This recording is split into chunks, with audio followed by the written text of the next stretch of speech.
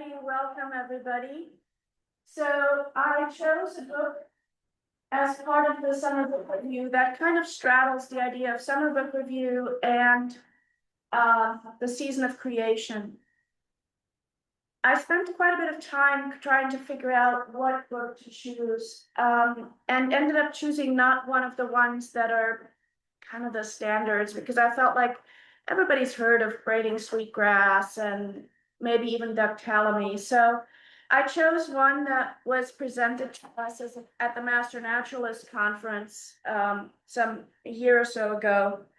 And that was done by one of the folks in Texas, actually, Steve Nelle. That's called Lessons from Leopold and Learning from the Land. And the reason I chose that was because while it is, and we'll see that on the next slide, while it is true that very, very few Texans, a very small number of Texans actually own a large amount of land, anyone who owns a house owns land. That is your land. Whatever small portion of that is yours.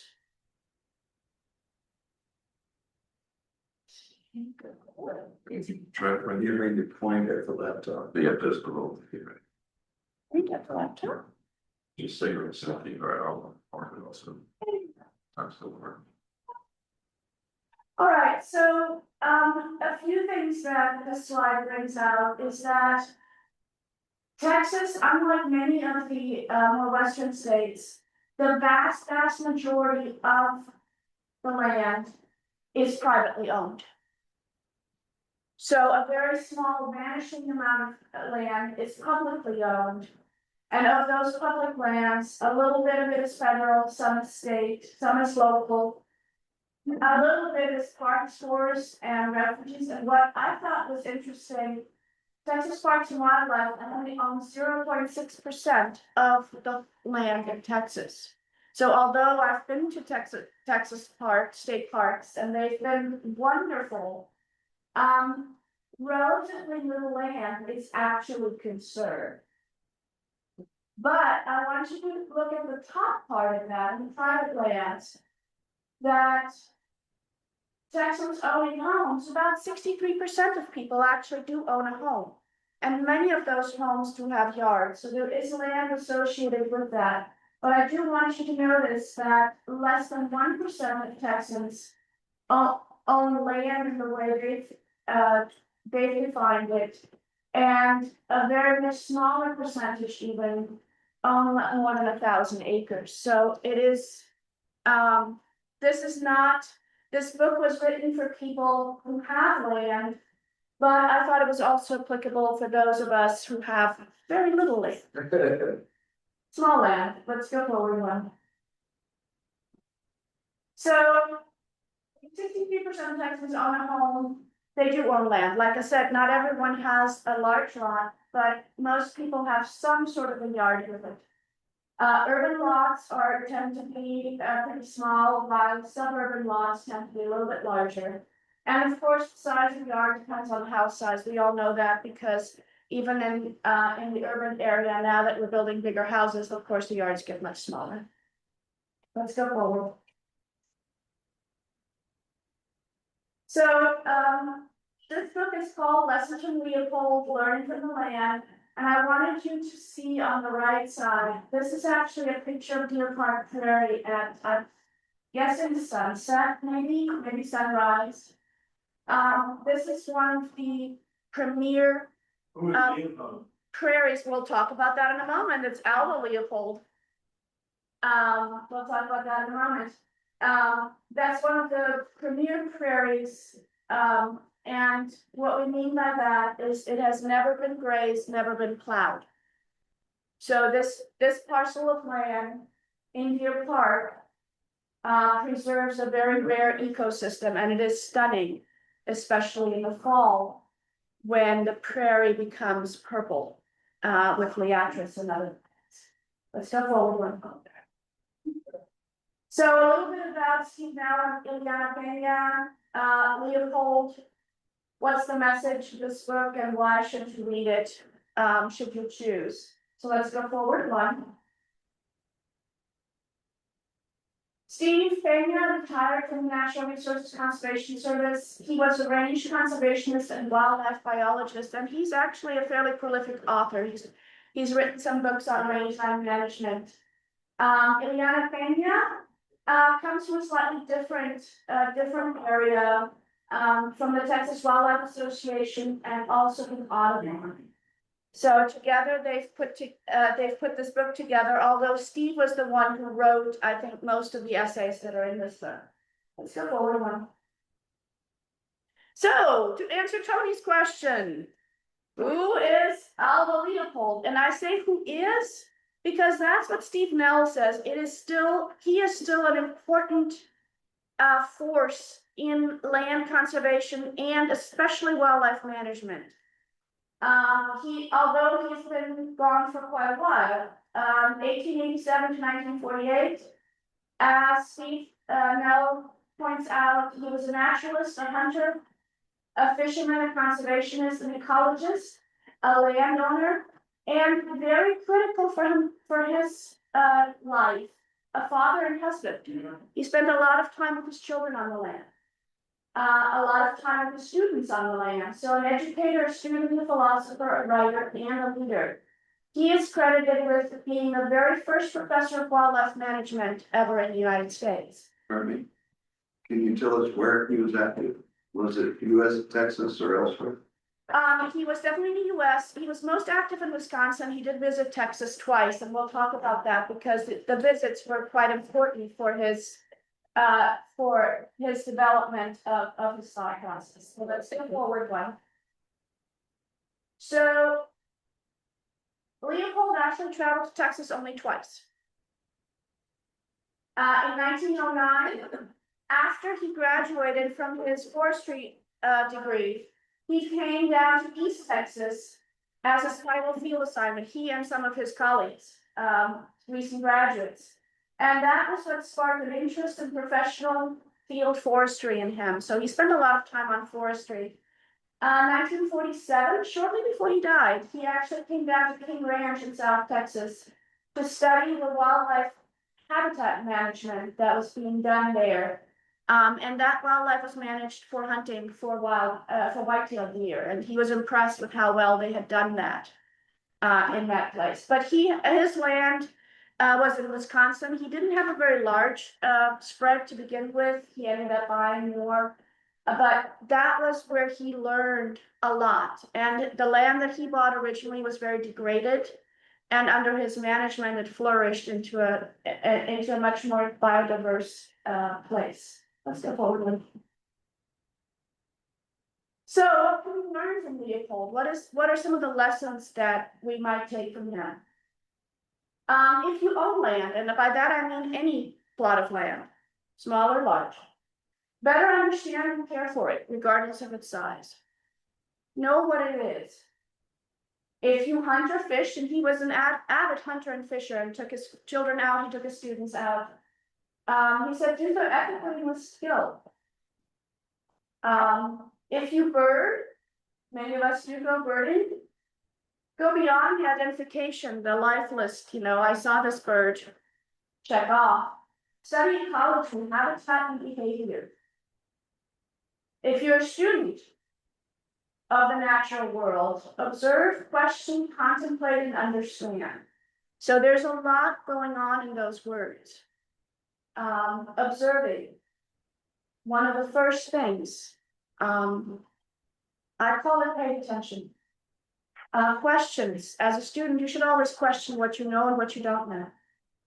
Contemplation, that starts to lead me to more spiritual concerns, and understanding as much as we can, because Leopold is very comfortable with the fact that we don't know everything. If you teach, and he was pretty big on this one, even in his time, natural sciences were being split out. And his idea was that nature is all about interrelationships. There's not a way to teach wildlife management without teaching native plants, or without teaching forestry, or without teaching chemistry. All natural science must link together. If I get a bunch of professors in a room and they can't talk to each other and agree what to do with the land, then that's not particularly useful. If you're raising children, spend time outdoors together and then let them explore on their own. He was very big on having kids out in the wild, out on the land. And if you're an environmentalist, remember that humans are an integral part of nature. So he was not this pie in the sky guy who says, you know, nature needs to be left alone, it needs to be set aside. He was all about humans are part of it, and that nature produces a surplus that, if managed wisely, can benefit people. So it is that sense of nature. It is not just the wild out there, but the wild that is for us. And if you love nature, realize that it isn't always pretty. You know, predator and prey do happen. And land, you know, and land is not always friendly. Let's go forward then. So how's this book organized? The first chapter is very much about Aldo Leopold and about his land ethic and what the things that are done. His most famous book is a Sand County Almanac, but actually Steve proposes that Leopold's most influential writing were in his essays and articles that he wrote, not in the books that were collected. Then chapters 2 to 7 is lessons in various topics: ecology, land ethics, conservation. And each of the essays is organized that you begin with a quote from Leopold, and then Steve Nelle applies it to the Texas landscape. So I think that's what makes this really very useful and very interesting.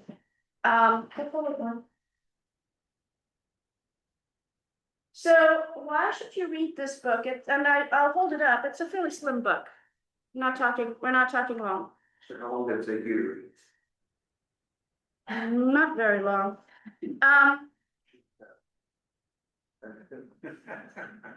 think it's well organized. It's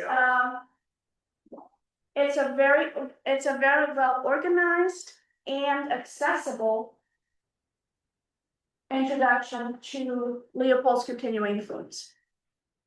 Even if you don't own land in West Texas, reading about how Steve Nelle describes erosion management and, hey, there's this bush, and a lot of people think of it as brush, you know, we don't need it.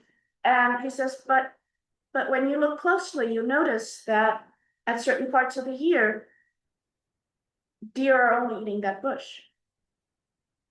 It's clearly doing something at some point of the year. It's critical for certain wildlife. And so I think that's part of what you can learn. And the other thing I like about this book is that each essay stands on its own. So it was written on its own, and so each can stand on its own. So it's not like you have to sit down and read this book. You can dip into it. I dipped into a lot of the ecology because I thought that was most interesting for people who don't have rangeland to manage, but because ecology happens at the small scale as well as at the big scale. So I thought that was a really good, in that sense, it was a really good way of getting into it. And I thought he did a very good job making it interesting and making it accessible. He's very good about the particular, but he's also good at pulling it out into a wider space. So that is, and then I thought, okay, this is a small book, and what other books have I read recently or have read that I might recommend to people if you're interested? And so I have go forward one. I start with this one because it's kind of relates most closely to Nell's book. And this is a long time. This is Wendell Berry's poems, basically collected in New Sabbath poems. And the reason I say that connects is because Wendell Berry is intimately connected to the land. That is his inspiration, his views, that is where he lives, is on the land and in the land. And he takes walks on Sundays, solitary walks, and then he writes about them. So you have a multitude of of poems. And those of you who are like, oh my gosh, it's a poem, it's not that kind of a poem. Okay, it's not that kind of a poem. It doesn't rhyme necessarily. And so I just picked one of them from 2003. These are organized by date, roughly. The little stream sings in the crease of the hill. It is the water of life. It knows nothing of death, nothing. And this is the morning of Christ's resurrection. The tomb is empty. There is no death. Death is our illusion, our wish to belong only to ourselves, which is our freedom to kill one another. From this deep correction, from this sleep, may we too rise as out of the dark grave. So I chose this one, not because we're close to Easter, it's clearly written around Easter, but because it connects what he saw in the land very closely to the spirit.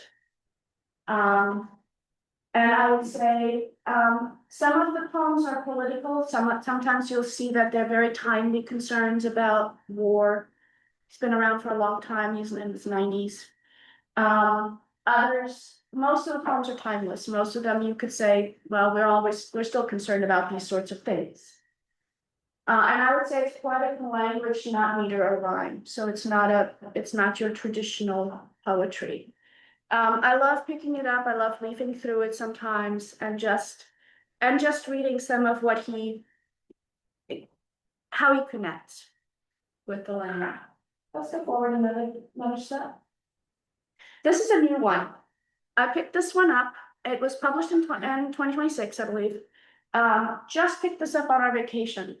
We went to various bookstores, and this one was like, usually I pick up used books, but I was like, this one kind of speaks to me. So, new book. The Fullness of Time, and Marking the Day by Birdsong, Blooms, Shadows, and Stars. This is another call to paying attention. And in this case, it's paying attention to time, but not to time in the way we think about it as clock time necessarily. It is paying attention to the ways we can tell time without using clocks. So it uses observations of nature to tell time both daily and seasonally. How does the light change? Where does the sun hit at a certain point in the day? What building does it hit? Where does it hide behind? And also seasonally, what are those seasons in your life? Now, Kathy Higgins lives in England, and so a lot of what she describes is really English countryside, but the methods she's using are universal. What's flowering? Which flowers open and close? Did you know that some flowers close in the middle of the day? You can tell noon by the flowers. There's actually an attempt made to create, basically plant flowers so that you can look at which flowers are open and closed to tell what time of the day it is. It doesn't always work, but it's kind of fun. And this one really you should read if you're interested in becoming more aware of how time shows up in nature. I think it was really interesting. She's very wide-ranging. She also looks at ancient ways of telling time, sun clocks, and other things. So I thought that was a really wonderful way, and a really fun read.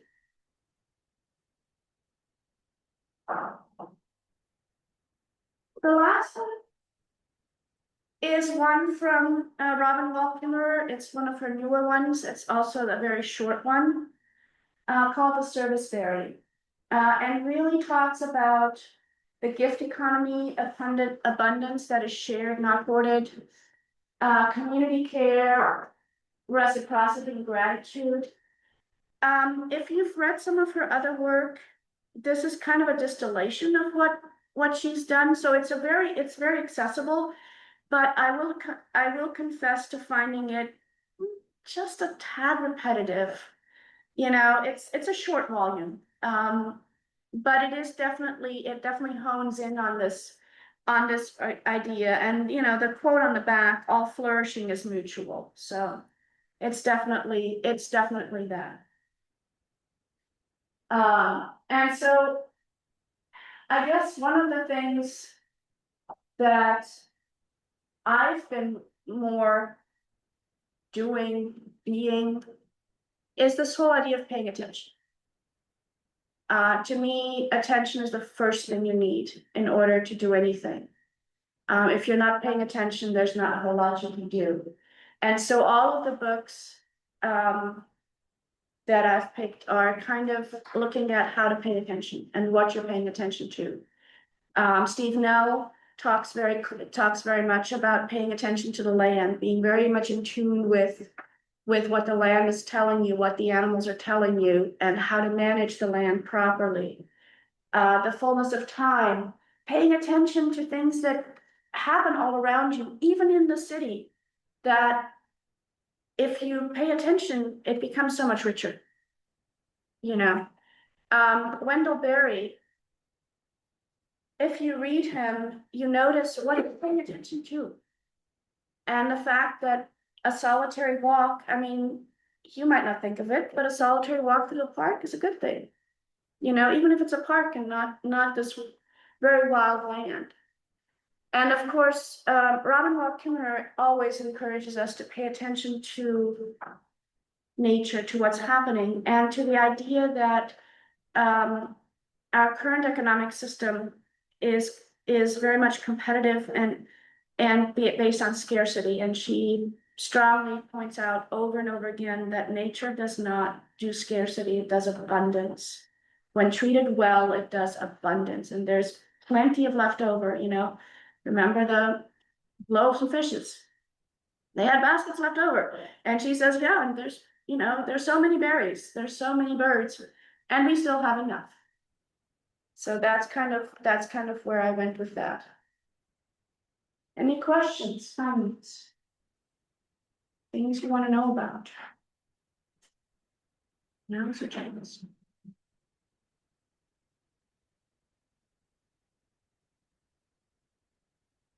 Anything from our online participants? It's just Brandy today. Brandy, any questions or? It's all up to you, Randy. Oh, there we go.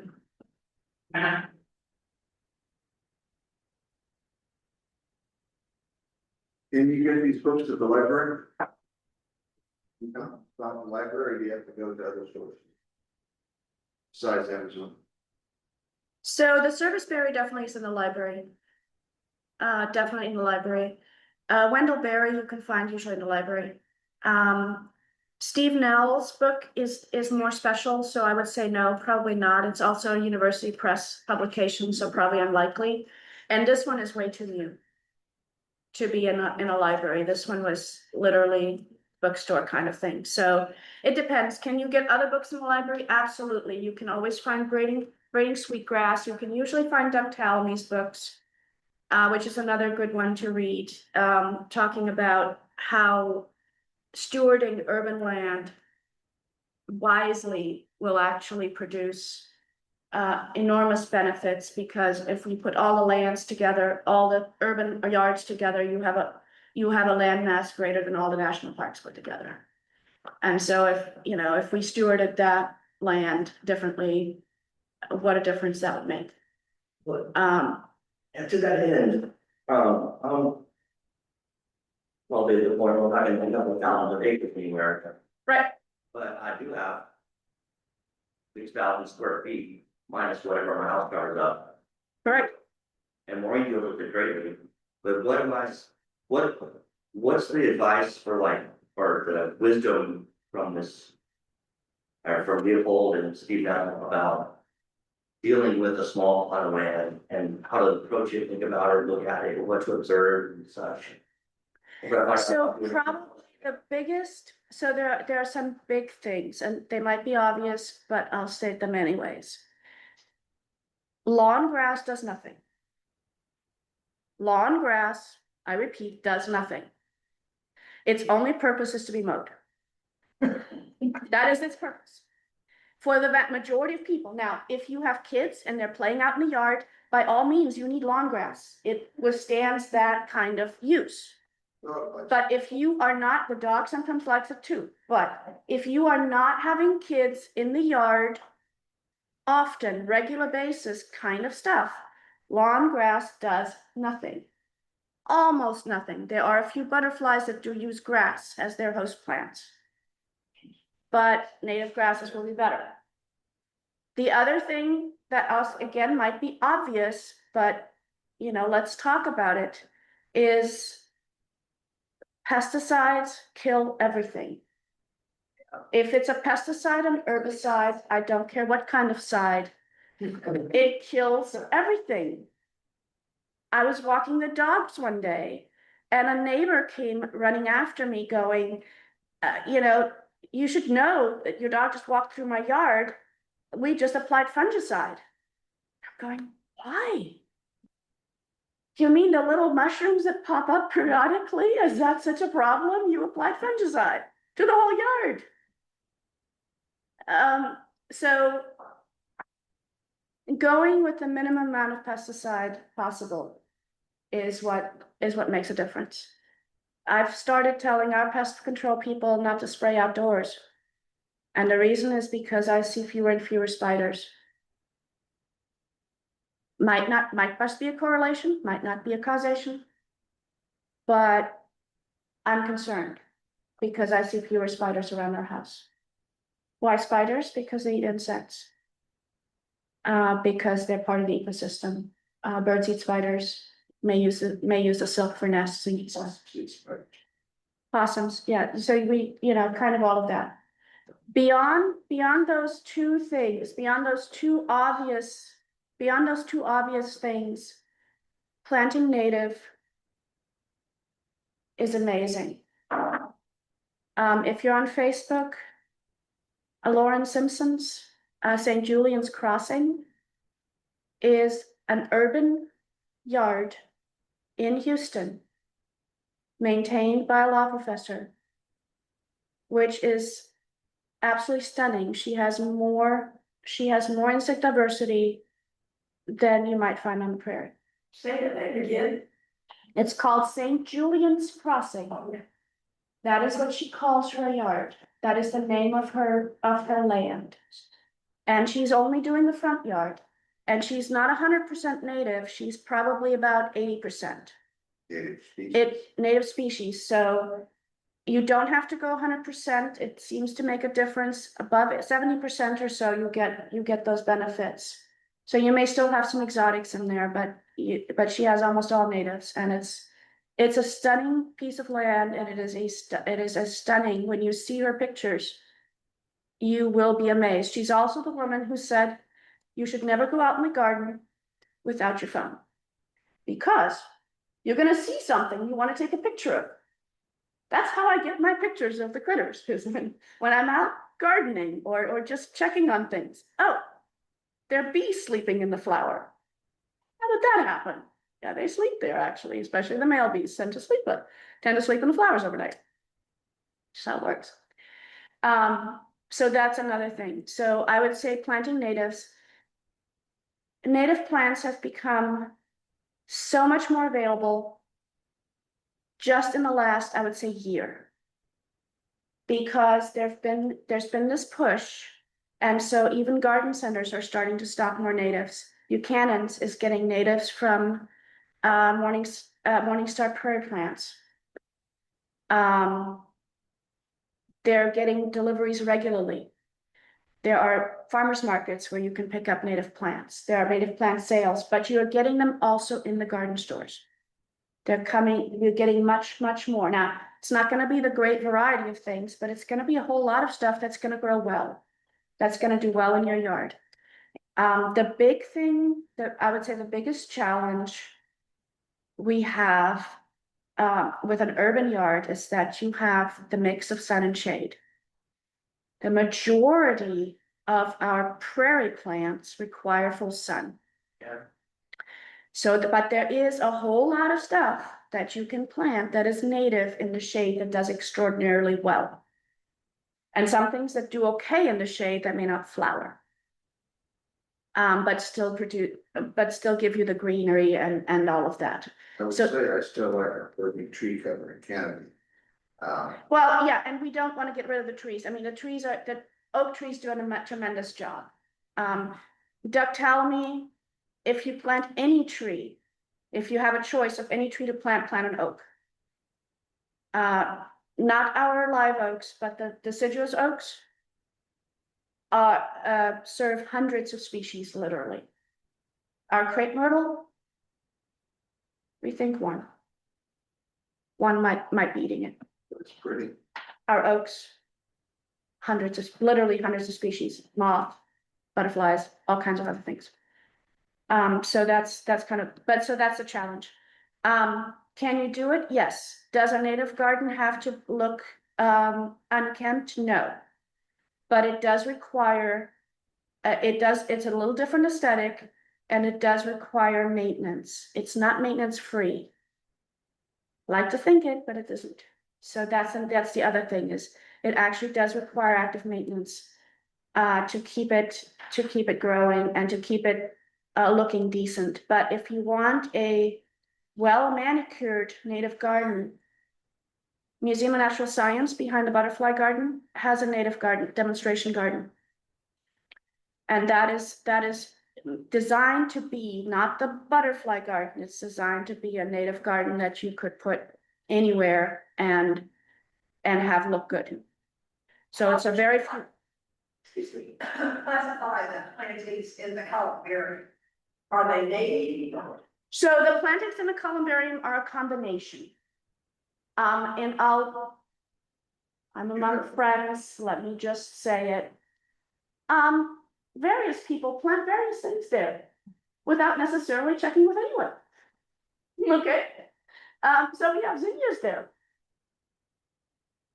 Because we have zinnias there. That's okay. They flower, they're beautiful. They're not native, but they're beautiful. The columbarium garden is meant to be mostly native. And the interior around the inside rectangle around the tree is pretty much native. Okay, with those few little odds and ends. Does it have to be 100% native to work? No, it does not. The reason to plant native, so the other reason why would you plant natives is because once they're established, you don't water. And you don't cover. My native garden does not get watered. It does not get covered when it gets cold, because these plants are designed to survive that. The Turk's cap that I have froze down to this every winter.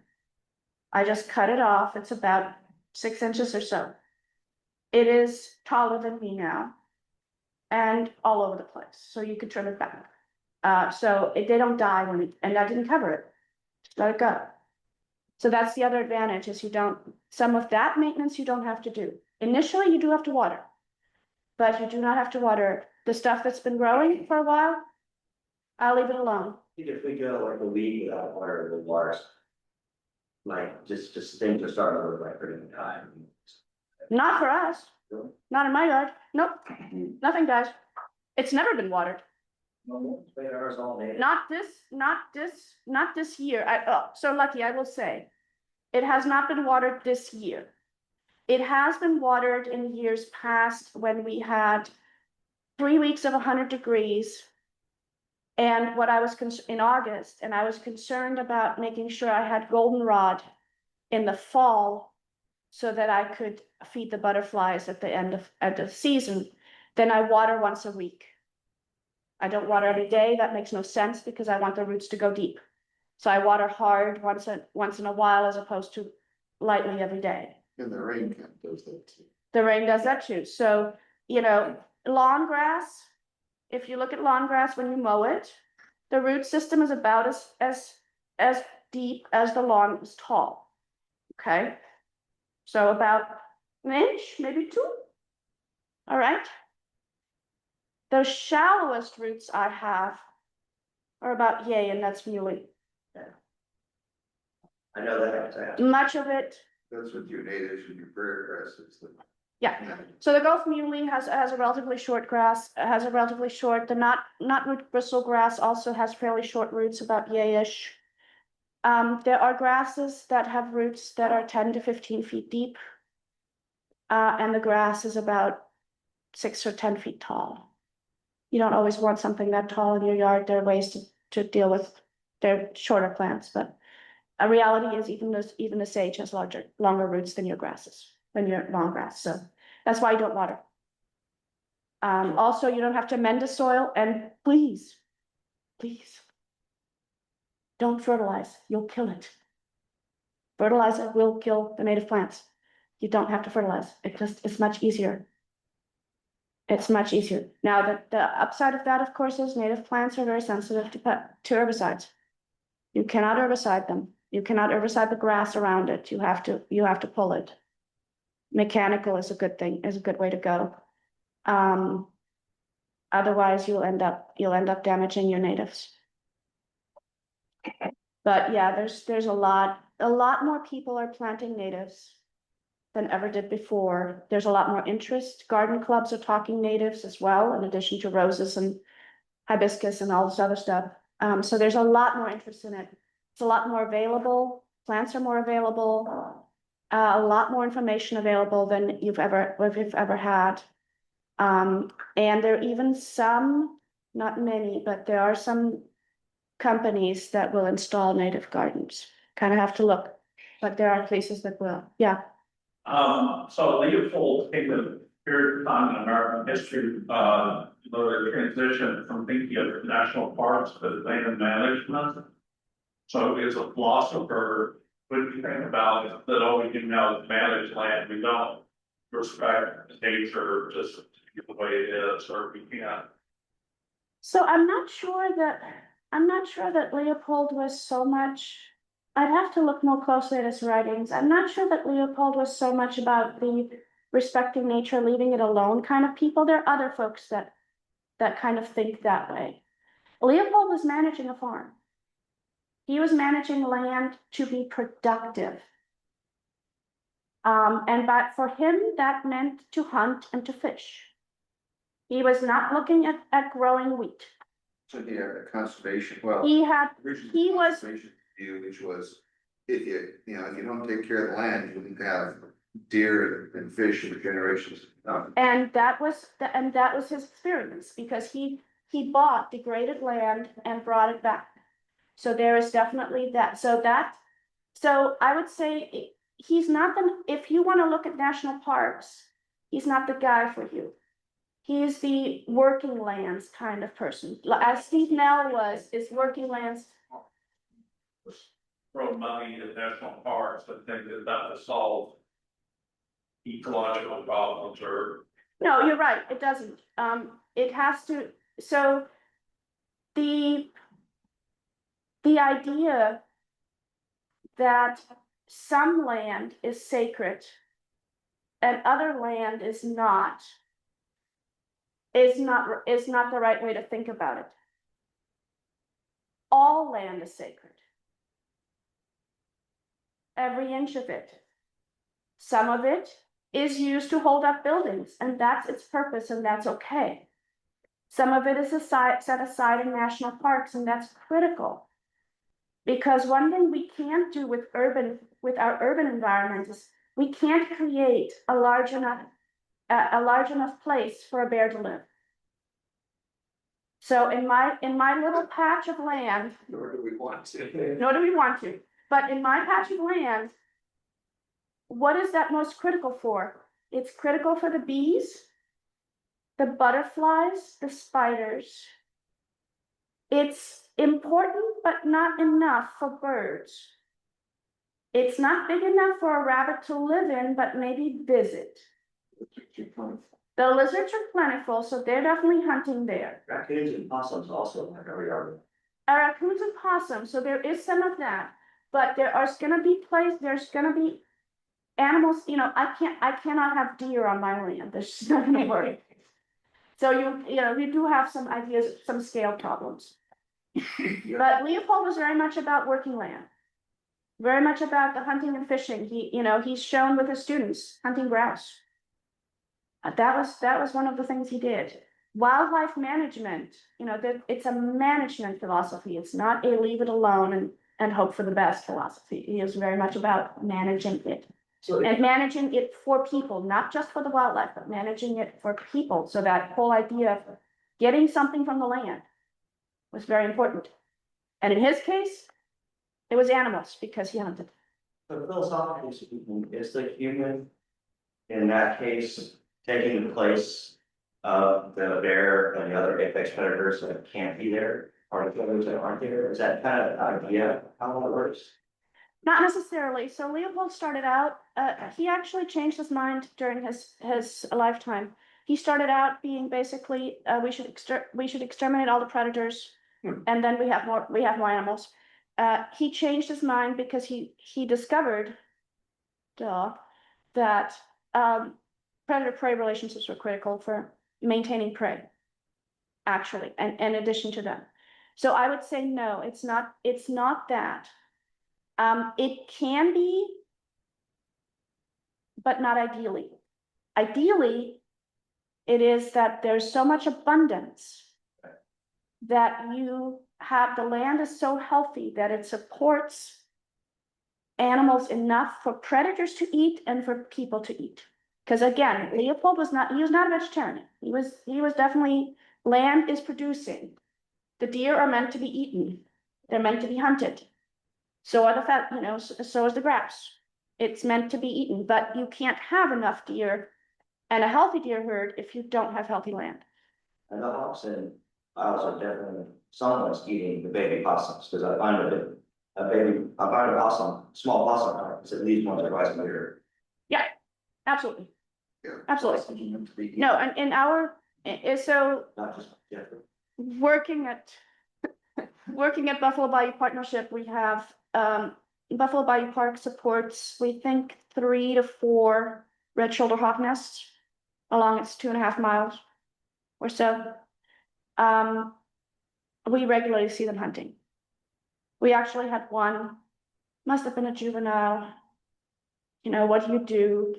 So people line up in front of the cistern entrance, which is open, to the sky. That's important because one day there's a pigeon that'll get dropped.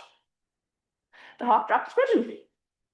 And I, of course, me being the naturalist, was asked, so what do we do with this pigeon? I'm looking at the hawk over in the tree. I'm looking at the pigeon. I'm looking at all the people looking at the pigeon, looking at the hawk, going, yeah, ideally, the hawk would come back and grab that pigeon and have its meal.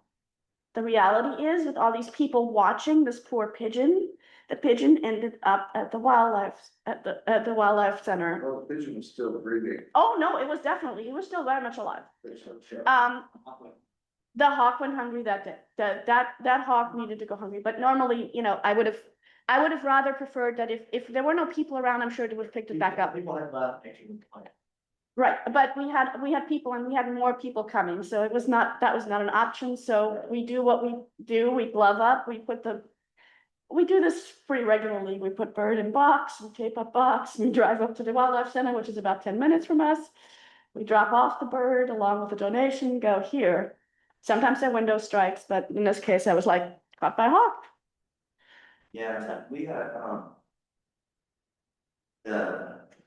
one time I was parked, I was driving, I was sitting still, at the red light, at Shepherd and 610 North. Mm-hmm. And, while I was sitting there, a hawk flew down from the right side of the street to the little grassy area on the knoll of the freeway where Yeah. gas goes up, grabbed some Yeah. little rope of some sort, flew off with it up to the light pole and just sat there eating it while I was at the red light. And I thought, that's the nature's all around us, and sometimes it's brutal as hell. Absolutely. Kind of moment, but it's really, really quite wild to see it right there in the midst of all that concrete. Somehow a hawk is still hunting a rodent when you. You'll see red-tailed hawks, you'll actually see them, usually you see them very high up, but sometimes they hunt literally like 12 feet off the ground. Over parking lots, we have our red shoulders come down regularly to hunt near the visitor center. we definitely get a lot of that going on. That keeps down some of the vermin, probably, but we also hunt birds. Red shoulders are good at hunting birds. And then, of course, the bats are good eating too. So we have red tails and others come in to grab bats at twilight every night. So you covered a lot of ground. Is there gonna be a bibliography, to go with whatever's posted online? Well, it's the pictures are, each of the books as a picture, so it actually gives you the author and stuff. So, yeah, What I'm trying to see is with the Northrop or somebody, Yeah. the seed is that, we have. Already mentioned that we have a columbarium garden that's more native than not. We have the butterfly garden in the front of the building, which I didn't even know was a butterfly garden. But that's more or less native too. Someone in the congregation, I won't tell you who, has offered enough money, I think, to redo the grass on the Greenbrier side of the building. And plant the native garden there, but it needs some people to make that happen. That's also a fairly shaded portion. Yeah, So- but you can do shade too, you right? can do shade. So the challenge, I think, is that it's difficult enough for individuals to handle their own garden. Okay, let's just be honest. It's difficult enough for one person, for me to handle our garden, and I haven't. I've been ignoring it, and there's some stuff that needs to go. Because there's non-native stuff that sprouted, tallow tree that sprouted. Okay. It is, I think, pretty darn impossible to maintain a native garden without professional help for this place. So installing it, paying for installing it, that's wonderful. But if there's no funds going to maintenance, So it does require maintenance. So if there's not funding for maintenance, this is not going anywhere. I agree. It doesn't work. But I don't Now- think it's not also not going anywhere if nobody puts behind it. And my other point- Well, and so getting behind it is great. I think it's important to get behind it. But do know that for example, at Rice University, they've planted some native, they planted little patches of native. Okay, there are calls for volunteers regularly. There are people who've maintained those areas regularly. Volunteers can do a lot, but it has to be consistent and constant. And in August, I need a group of people to go out there once or twice a month to maintain that. It's not gonna happen. It just isn't. And then we need the mechanical, we need the nice stuff, Maintaining a native garden is not about, oh, let's cut this flower, let's trim this bush. No, it's about the hard stuff of, gosh, it hasn't rained for a while, let's water that ground and then pull up the stuff that shouldn't be there. It's hard. It's a lot of work, and depending on how big it is, it's a lot of work. Can it be done? So it's less work? Yes, it can be. It can be mulch. I don't like mulching because it doesn't allow new seeds to grow, but it also keeps the weeds out. So there's advantage to mulching. There are ways to maintain a garden or to install it to make it less maintenance needs. But it is never going to be maintenance free, and it is not going to be, and unless we have someone who is, by someone I mean a company, or somebody, who's paid, who knows how to maintain a native garden, you're not going to get it to work. So I'm all for native gardens. I think it's amazing, but I have been out in the columbarium, and it takes probably 2 to 3 times as much time as we've put in, whatever amount of time that is, to keep it in great shape. And that is hard to do. My experience with it too, since we, over the last decade and a half, we're trying to hold everything in our house into, when we didn't need grass, everything's kind of native plants. And it's, at the beginning, you're not gonna love out books if you plant them far enough apart, so you're not killing yourself later. Like, Yeah. native, it's hard to plant native plants far enough away from each other. To keep them from just like exploding, and I mean.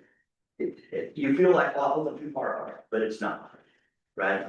If you're looking at it 2 or 3 or 4 years from now, a type of timeline.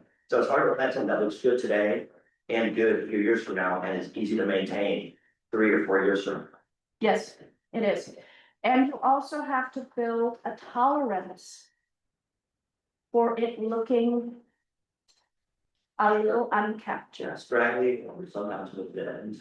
Scraggly dead is actually okay. Yeah. And that is not okay for a lot of people. It would have to be, so again, can you do it? Yes. You can, for example, one thing you can do is Native American seed has a variety of mixes. One of them is called the Texas Oklahoma roadside mix. And it's roadside because everything's under 3 feet. It's all flowers and it's under 3 feet. It cannot be taller than that because that's a roadside. You have to maintain line of sight.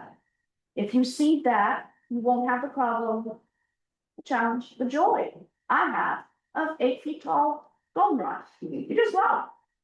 Okay? I love my goldenrod. It feeds everybody, but not everybody wants it. You know, you can't have 8 feet tall after. You just can't. It does not work. So it has to be installed properly. It has to be installed very, very deliberately, which is not how the columbarium garden came about. It has to be installed very, very deliberately, and it has to be marketed very deliberately.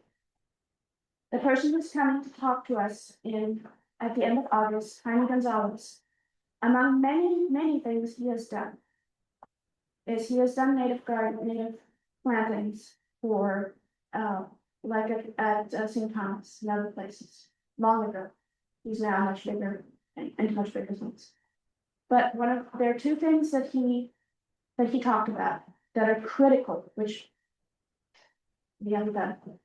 Okay. So 1, you must have a son. A native garden, Brother John's native garden will not be destroyed because it's Brother John's. We dedicated it to him, okay? Must have a son. It must have a name. It must be associated somehow with something that matters to that community, to whatever that community is that you go into. So that's 1. You have to do that. The second thing, gotta have bluebonnets. As crazy as it sounds. Bluebonnets are the state flower of Texas. You must have bluebonnets. Again, people are very reluctant to get rid of bluebonnets. State flower, they look pretty, they're there. They're meant to be there. I oversimplify some of what there's a lot more thought that's gone into that. But those are 2 things that he stressed very strongly. And he's been enormously successful. If you've ever been around long enough, you've seen a medical center, there's native plantings where there now was a building. That was in part done by him. That was ancient meat. That was done by Jaime, who went to the hospital and said, Prairie's place. We want to place ourselves. Prairie's place. We are a prairie state. And we can have prairie there. And with the full understanding, it would only last 10 years. Lasts a lot longer than what originally anticipated. Knowing that wasn't gonna last that long because they were gonna build a building eventually. But in the meantime, you don't have to mow it as much. You save money. Let's put some prairie in. It looks beautiful. What, snakes? How are snakes gonna get there? He's like, somebody's gonna drop a snake and there's roads all around. People are worried about snakes, there's no snakes there. So again, when you have urban ecosystems, there's certain things that will not show up. There was no way for a snake to get into that area because it's surrounded by large roads. Right, So you just couldn't. couldn't do it. Anyways, so there are ways to do that. There are very deliberate ways, but it isn't something that is just. It's not something that just lets the live grass and plant tomatoes. And it's not something that can be done without very deliberate planting, deliberate soil, deliberate on the land, but also deliberate in the community. It has to have community, otherwise it is going to get destroyed, it is going to die. I have rescued plants from places where they decided that native plants are no longer a thing, and they were gonna go back to the road stripe. So the reason I'm saying this now is A, because someone's off my mind, but the other reason is you're gonna end up with native plants behind us. When rice doesn't stay here, that's what's gonna happen. So when you're talking about community, and I agree with you that a lot of things happen at the 5 years here, I know really well, lots of things happen here that once we do it, it's done. And so that's why you've been working on building stuff as well as planting stuff, but to get back to this. I think this is a golden opportunity while they're doing their thing, to do our thing. And then, and this is where I think would be good in a lot of ways for Vice the King, is to invite the community around us, who are losing green space all the time. Yes. To take part in taking care of that. It would not be that difficult. And I agree that it also has to be in the budget, but when you start fixing things, you have money in the budget to do things like that. So I just want to say, I also want to add, I've known Wendell Berry personally for about 30 years. I've met him in New York, the Unitarian pastor of All Souls Unitarian Church, which is a contradiction in all kinds of terms. Introduced him to our clergy group in the city. And anything you read by him is worthwhile. He is, I don't remember if it's a Methodist or a Presbyterian or a Unitarian, I don't know which. But he's got a real strong sense of, in the best sense of the word, spiritual connection to the land and the whole environment. So, yeah, he's great. So I think for us as a congregation, if we choose to go native, I'm definitely, obviously. But it needs to be bottom up, yes, but it also needs to be top down. In other words, I believe strongly that it has to be designed, not happen. It has to be designed, and there has to be some decisions made about how this is going to be laid out. And why it's going to be laid out this way. And then that has to be kind of enacted on the land. There's going to be a path here. We're going to lay this path right here. And it's always going to be a, whatever it is, this is gonna be a bed, this is gonna be short, this is gonna be long. Whatever it is, there have to be some decisions made, and that has to be repeatedly done. So that it becomes, so that's what it looks like.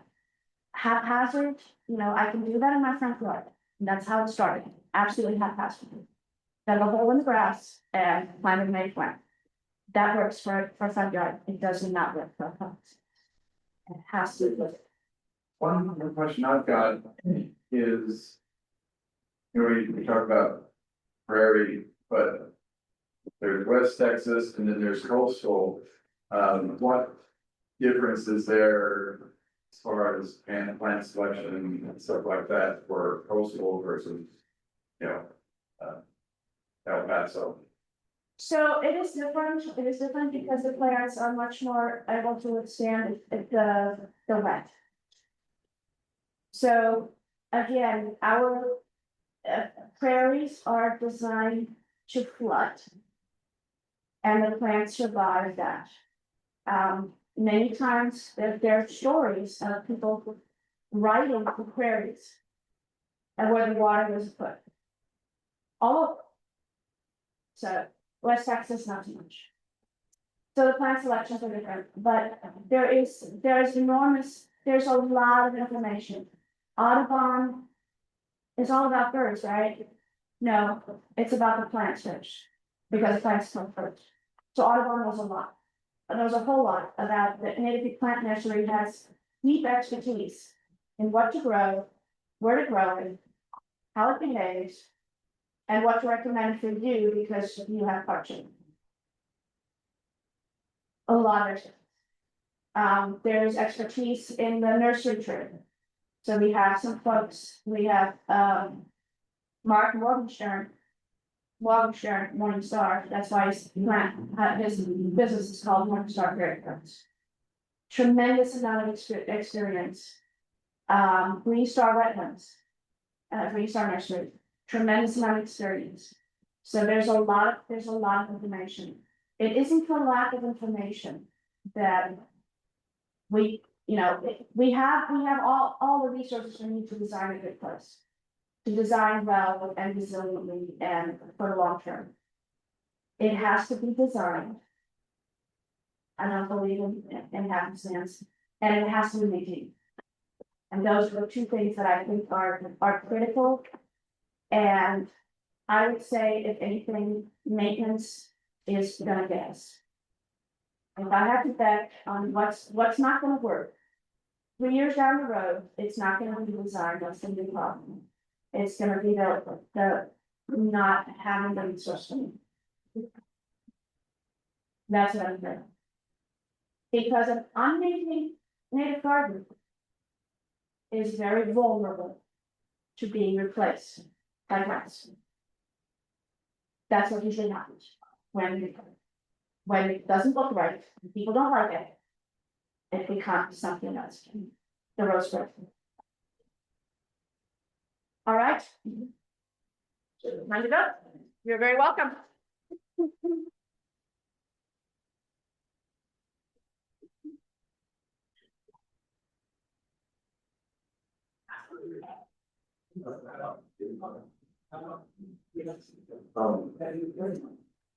We plant a